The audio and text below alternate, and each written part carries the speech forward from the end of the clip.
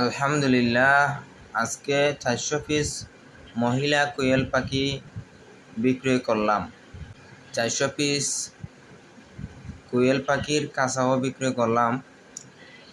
আজকে কাঁচার কাজ সম্পূর্ণ শেষ,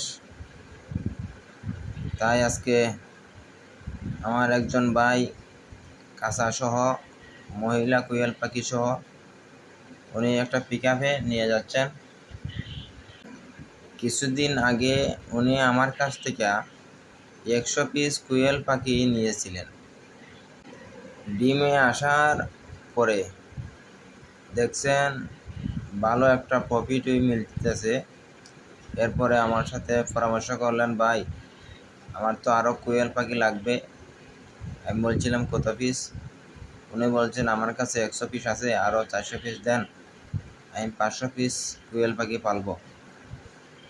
তাই আমি তাইলে 100% কোয়েল পাখি মহিলা কোয়েল পাখি আজকে দিলাম।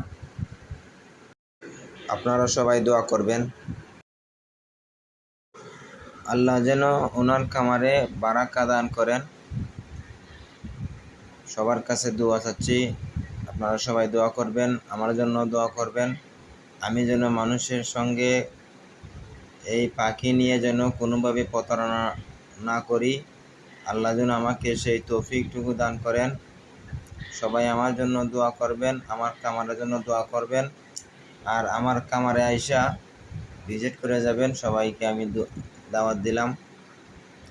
আর যারা কোয়েল পাখি লালন পালন করতেছেন বা করতে চাচ্ছেন, যার কাছে নেন ভালো মানের কোয়েল পাখি আপনারা লবেন। অনেকে আছে 100 পিস যদি কোয়েল পাখি মহিলা দেয়, আবার 100 পিসের সাথে আরও 100 পিস পুরুষ পাখি দিয়ে দেয়, তাই অনেকেই লস খায়। কোয়েলের ডিম সঠিক মতন পায় না, এরপরে ওনার লস খেয়ে খামার বন্ধ করে দেন। আগে বুঝে শুনে খামার করবেন। যারা কোয়েল পাখি লালন করতে চান, আপনারা আগে বুঝে শুনে খামার করবেন। পরবর্তী ভিডিওতে ইনশাল্লাহ দেখা হবে।